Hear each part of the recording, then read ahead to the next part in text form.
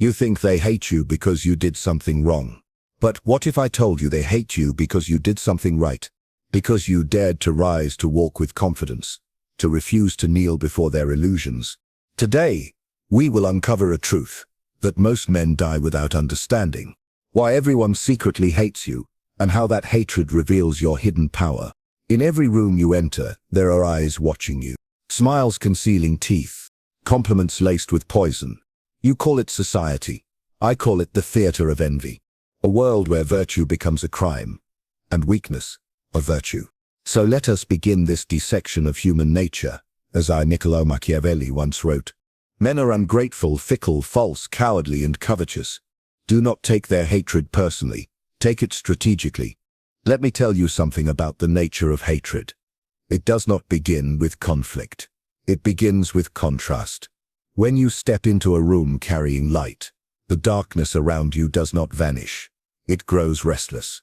And the people who dwell in that darkness begin to feel exposed. You think people admire virtue, excellence, or confidence, but they do not. They pretend to.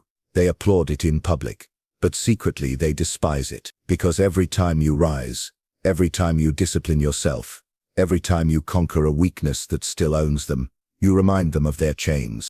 You see, most men and women live behind the mask of comfort. They survive through illusions carefully constructed to protect their fragile egos. They convince themselves they are good, capable, and strong until someone like you walks by. A person who does not speak too much, who carries a silent certainty, whose eyes are not begging for approval. Your very existence disturbs them. It tells them that their excuses are lies. It tells them that they could have been more, that they wasted their time while you forged yourself into something rare. This is the first law of power few ever dare to understand.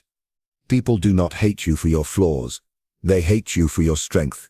They can forgive the sinner, but they will never forgive the saint who reminds them of their weakness. The world forgives mistakes easily, but it does not forgive superiority. When you stand out, you become a mirror reflecting what others are not ready to face. And what do people do when the reflection becomes unbearable? They shatter the mirror. They attack the one who reflects what they wish they could be. You might think you're being hated because of arrogance, or because of some misunderstanding, but hatred is rarely logical. It is emotional. It's born from the pain of comparison. The more you rise, the more your light reveals their shadows, and the more they must find a reason to bring you down. They will disguise their envy as advice. They will tell you to stay humble, but what they truly mean is, stay beneath me. They will call you proud for walking upright, call you cold for refusing to beg, call you fake for becoming disciplined. But remember, these are not judgments of your character. They are defenses of their mediocrity. To the average soul, your improvement feels like an insult. Your ambition feels like an accusation. And so they begin to whisper. They begin to distort your image. When you achieve something they could not, they will not say, he worked harder. They will say he was lucky. When you show discipline, they will say he's obsessed. When you express self-control, they will say he's heartless. In every success they will search for a flaw to make your victory easier to digest, because they cannot bear to think that someone dared to do what they were too afraid to attempt. Understand this. Virtue is dangerous in the eyes of the weak. Confidence is provocative. Self-respect is rebellion. When you do not need validation, you remove their power to define you. And when they cannot define you, they will begin to despise you. You become something unfamiliar, something uncontrollable. And nothing terrifies the herd more than an individual who cannot be controlled by approval or shame. So you must learn the art of wearing your virtue like armor, not decoration. Do not flaunt it. Do not explain it. Let your silence offend them. Let your discipline confuse them. Let your calmness expose their insecurity. This is how true power operates. Quietly, invisibly, like the steady flow of a river that carves mountains without ever shouting. When you walk among them, do not seek to be liked. To be liked is to be ordinary. Seek instead to be respected, even if it costs you affection. The masses do not truly love virtue, they only love the illusion of it. They will praise kindness, while secretly mocking it. They will worship strength in words and despise it in flesh. They will tell you they want truth, but they live in comfort built on lies. And when you speak that truth, you will not be celebrated. You will be crucified. This is the price of authenticity in a world built on performance. Every time you show real integrity, you threaten the game everyone else is playing. You show that it's possible to live without pretending, and that possibility exposes their cowardice. They will call you different, dangerous, difficult, and perhaps in their world, you are. Because your virtue is not weakness dressed in humility, it is power disguised as self-control. But do not let this dishearten you. The hatred you face is not a punishment, it is a measurement. It tells you that you are rising beyond the ordinary. It tells you that you have reached a height where few can follow.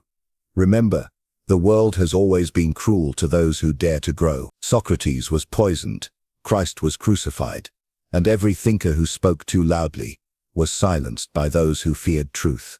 The crowd has always hated what it does not understand, and yet, this hatred is proof that you have stepped out of the crowd. The moment you stop being what they expect, you stop being safe, you stop being familiar. They can no longer predict you, no longer control you.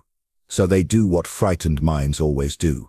They attack what they cannot control. That is why they talk behind your back. That is why they withdraw their warmth. That is why they mock your ambition. Because your mere existence reveals their failure to evolve. So the next time you feel their coldness, remember, they are not rejecting you. They are protecting themselves. They are defending the comfort of illusion. They are clinging to a fragile identity that your growth threatens to destroy. You have become a mirror they cannot look into without feeling ashamed. And rather than cleanse their reflection, they would rather break the mirror and pretend it was flawed all along. This is the tragedy of human nature, and the secret most never face. Men will destroy what they cannot become. They will attack what they envy, disguise it as morality, and call it justice. They will smile while plotting your downfall, and when they fail to hurt you, they will call you heartless for not breaking. But do not lower yourself to their level. Let their hatred polish your armor.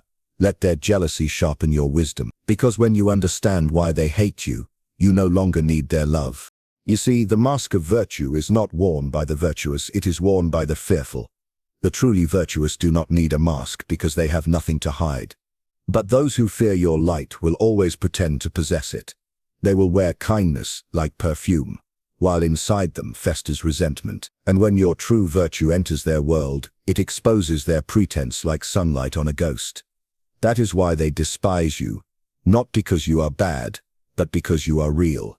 Because in a world built on shadows, the man who carries light becomes the most hated of all. There is a poison more dangerous than betrayal, more corrosive than hatred, and more contagious than fear. It moves in silence, it smiles while it kills, and it hides behind gestures of friendship. This poison is envy, the silent architect of destruction. You will not see it coming, because envy never announces itself. It dresses in politeness, it laughs at your jokes, it congratulates your victories, and yet behind its eyes burns a quiet resentment that waits for its chance to strike. You must understand, envy is not born from your mistakes, it is born from your success. It does not grow in the soil of failure, but in the shadow of triumph. The moment you begin to rise, the moment your presence starts to command attention, you awaken something dark in those around you. They begin to measure their worth not by what they have, but by what you possess. They start to compare their quiet stagnation to your progress, their laziness to your discipline, their fear to your courage, and that comparison wounds them. It turns admiration into bitterness, and respect into quiet hatred. And yet they will never say it aloud. They cannot, because envy by its nature must remain hidden. To admit it would be to confess inferiority. So they disguise it beneath layers of civility. They tell you they're happy for you, but their tone tightens when they say it. They smile, but their eyes shift for a fraction of a second, revealing the truth. They may even cheer for you, but secretly they are hoping to see you stumble. That is the nature of envy. It claps while secretly praying for your fall. You will notice the signs if you learn to look. When you speak of something you achieved, their silence grows a little too long. When you speak of your plans, they suddenly turn skeptical. They start telling you to be realistic, not out of care, but because your ambition exposes their resignation. They begin to diminish what you've done, subtly, cleverly, as if they are protecting you from arrogance, but in truth, they are protecting themselves from feeling small. This is why Machiavelli warned that a wise man must never display all of his power at once.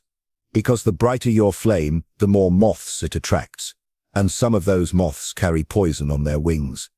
The art of surviving envy is not to hide your strength, but to control how you reveal it. You must let others see just enough to respect you, but never enough to provoke their deepest insecurities. A ruler who parades his brilliance invites daggers cloaked in praise. And envy does not always come from enemies.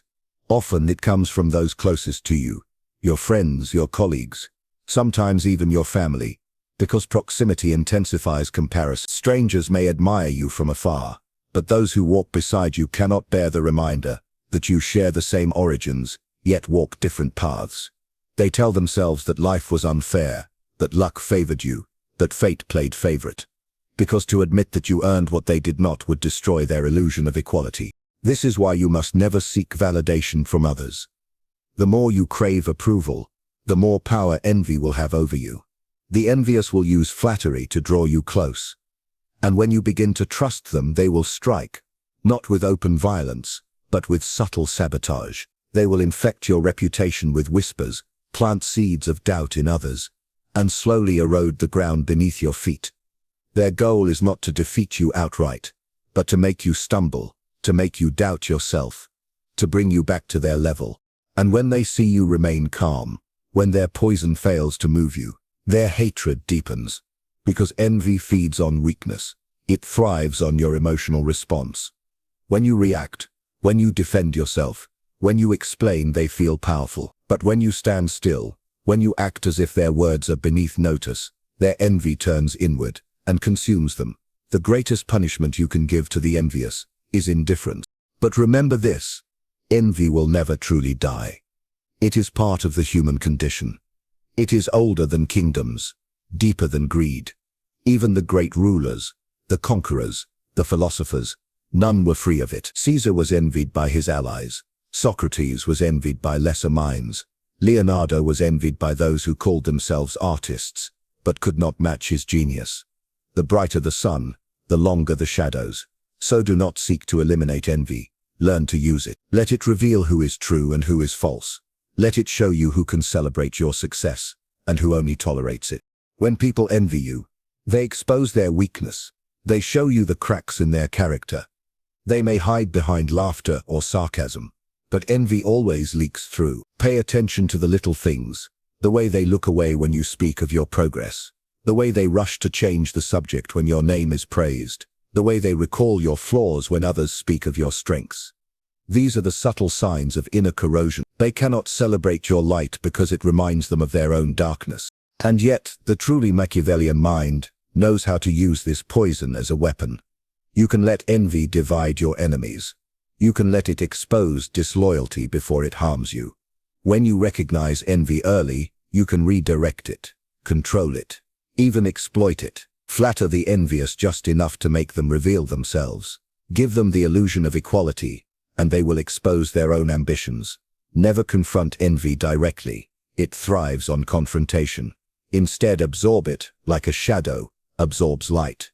Let their hatred become your energy. You see, envy is not just a curse. It is a compass. It points toward your power. People do not envy the weak. They envy the strong. They do not envy the ordinary. They envy the exceptional. So when you find yourself surrounded by silent resentment, do not panic. Recognize it as a sign that you have begun to ascend. The higher you rise, the fewer will celebrate you, and the more will resent you. But this is the natural order of things. Power is never loved. It is feared, envied, and respected in silence. Those who cannot build will always destroy. Those who cannot rise will always pull down. And those who cannot master themselves will always seek to wound those who have. That is why you must become untouchable, not by withdrawing from the world, but by mastering your reaction to it. When you cease to care about their secret hatred, you strip envy of its power. Their words become noise, their glances become irrelevant, and their opinions become dust. Because envy, no matter how loud it whispers, cannot harm a mind that has learned to rule itself. And when you reach that point, when you can walk among the envious and feel nothing but calm, you will have achieved a power far greater than their hatred can ever touch. There is a reason men fear the one who walks alone. Not because he is cruel, not because he is ruthless, but because he is free. Independence is the most misunderstood and most punished form of power. Society speaks of it with admiration, yet despises those who live it. They tell you to be yourself, but only as long as yourself fits within their design. They encourage freedom, but only the kind they can control. The moment you stop asking for permission, the moment you stop needing approval, you become something dangerous, something they can no longer predict, influence, or manipulate. Every empire, every system, every group depends on one thing: dependence itself. The weak depend on approval to feel worthy. The ambitious depend on attention to feel important. And the rulers depend on both to maintain order. When you free yourself from this invisible web, you expose how fragile the entire structure truly is. Your independence becomes a silent rebellion. It is not loud, not violent, but it challenges every comfort others cling to. And because of that, they will hate you, not for what you've done, but for what you represent. When you walk your own path, they call it arrogance. When you refuse to chase validation, they call it pride. When you stop explaining yourself, they call it distance. But what they cannot admit is that your independence confronts their dependence. You reveal how addicted they are to being seen, how enslaved they are to belonging, how fragile their confidence is when stripped of applause. They hate you because you live without their drug. The Machiavellian mind understands this simple truth. The man who does not need anyone holds the greatest power of all. Because while others are bound by obligation, fear, and guilt, he moves by choice. And that terrifies them. Dependence is what keeps people predictable, manageable, soft. Independent men cannot be bribed, cannot be guilted, cannot be emotionally blackmailed. They do not dance to the tune of approval, and so they are marked as cold, heartless, detached. But in truth, they are the only ones who have escaped the cage. You will notice it once you begin to grow. The more you rely on yourself, the more people begin to pull away. At first, they will say you've changed. Then they will say you think you're better. And when they realize you no longer need them, they will try to convince others that you are dangerous. Because to them, independence is not virtue, it is threat. Your calmness feels like arrogance to those addicted to chaos. Your solitude feels like judgment to those who cannot sit with themselves. You remind them of their weakness simply by existing outside their reach. The irony of life is that everyone claims to seek freedom, yet most cannot survive it. They want independence only as long as someone else provides it. They say they want to lead, yet tremble when left alone. The crowd worships individuality, but despises the individual. They want to belong more than they want to become. And that is why the world turns against the independent, because he cannot be owned. He cannot be bought with flattery, fear, or belonging. His loyalty is not for sale, and that makes him untamable. And yet, do not mistake independence for isolation. Solitude is not loneliness. It is refinement. It is the forge where your identity becomes steel. The independent man learns to be his own ally, his own master, his own fortress.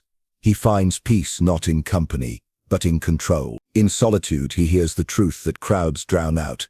He learns that most alliances are temporary, most friendships conditional, most loyalties transactional, and while that truth may sting, it sets him free from illusion. But this freedom comes with a price.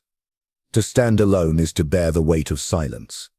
When you choose your own path, you will often walk it in darkness, misunderstood, misjudged, and misrepresented. You will lose people who once called you friend, not because you wronged them, but because your independence made them feel unnecessary. And in a world where value is measured by how much others need you, that is an unforgivable sin. They would rather see you broken than see you beyond their reach. You must learn to endure this loneliness as a mark of evolution. For every step toward freedom costs you a companion. Every layer of dependence you shed leaves behind someone who preferred you weak. That is the silent toll of becoming self-sufficient. And though it feels cruel, it is necessary, because true power cannot coexist with need. The one who seeks approval is ruled by those who give it. The one who fears rejection is controlled by those who threaten it. But the one who no longer needs either, he becomes untouchable. Machiavelli understood that isolation sharpens power, the way fire tempers steel. To be feared, respected, or even truly loved, you must first master yourself. Dependence is the root of corruption. It breeds compromise, weakness, and fear. When you rely on others for identity, they can shape you at will. They can destroy you simply by withdrawing what they once gave. But when your sense of worth comes from within, when your confidence is self-created, you strip them of their weapon. And yet independence does not make you emotionless. It makes you disciplined. It teaches you to give love freely, not out of need. It teaches you to walk away from manipulation without guilt.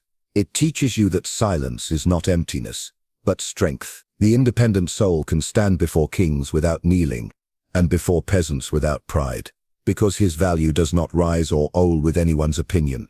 He does not beg to be understood. He does not chase to be accepted. He moves according to his own rhythm, like the sea, calm, deep, unstoppable. But beware, the more independent you become, the more the world will try to drag you back into dependence. They will tempt you with comfort, guilt, and belonging. They will say, don't isolate yourself, when they mean don't outgrow us. They will accuse you of being selfish when you refuse to be used. They will call you cold when you stop giving warmth to those who only take. Every insult will be a disguise for fear, the fear of losing control over you. And if you bend to that fear, even once, you will return to the chains you escaped. The independent man must learn the art of invisible rebellion. He must live among them, but not belong to them. He must smile, but not reveal his mind. He must listen, but not absorb their noise. His strength lies in detachment, his clarity in distance. For when you are free from dependence, your vision sharpens. You begin to see how most people are slaves disguised as friends. They trade authenticity for acceptance, and call it love. They follow the herd, and call it safety. But you have stepped outside the circle, and that makes you their enemy. And so they will whisper that you think too highly of yourself. They will twist your silence into arrogance. They will project their insecurity upon you. But remember, this is how the dependent defend their illusion. They cannot stand the mirror of your self-sufficiency. You remind them that freedom is possible, and that reminder burns like fire against their comfort. You are no longer one of them. You have become something rarer, something they fear to understand. Because the world is built for those who obey, not for those who think. It rewards conformity and punishes independence. And yet every true ruler, every great mind, every soul that left a mark upon history, paid this same price. They all learned that solitude is the tax of power. The stronger you become, the fewer will stand beside you. The freer you grow, the more they will try to cage you with judgment, with gossip, with shame. But it is not your isolation they hate. It is the reflection of their captivity in your freedom. There comes a point in every pursuit of power where you must face the truth, that no one dares to speak aloud. If you wish to stand above men, you must learn to be hated by them. It is an uncomfortable truth, one that polite society will never admit, but the great minds of history knew it well. To be hated is not failure. To be hated is the inevitable price of influence. For hatred, unlike love, is not given freely. It must be earned through strength, conviction, and the refusal to bend. The moment you stop seeking approval, the moment you act according to your will instead of their comfort, you will awaken hostility in the hearts of those who still depend on acceptance. And in that moment, you will discover what true freedom feels like. Hatred is not random. It is the shadow of impact. The world does not waste its scorn on the irrelevant. People reserve their deepest resentment for those who disturb their illusions, who expose their weaknesses, who walk a path they fear to tread. When your presence becomes a reminder of their own failure, their instinct is not to learn from you, it is to destroy you. They will label your confidence as arrogance, your silence as superiority, your strength as cruelty. But these accusations are not descriptions of who you are. They are confessions of who they are not. Do not be deceived by their smiles or flattery. Hatred often hides beneath courtesy. They will speak well of you in public and curse you in private. They will pretend to admire you while secretly plotting your fall. This duality is not hypocrisy. It is survival. People fear to confront what they envy, so they disguise their hatred beneath masks of civility. Machiavelli himself wrote that a ruler must not fear being hated by the few, if that hatred secures his rule among the many. For love is temporary, but fear has memory. Those who love you today may turn against you tomorrow. Those who fear to cross you will remain cautious forever.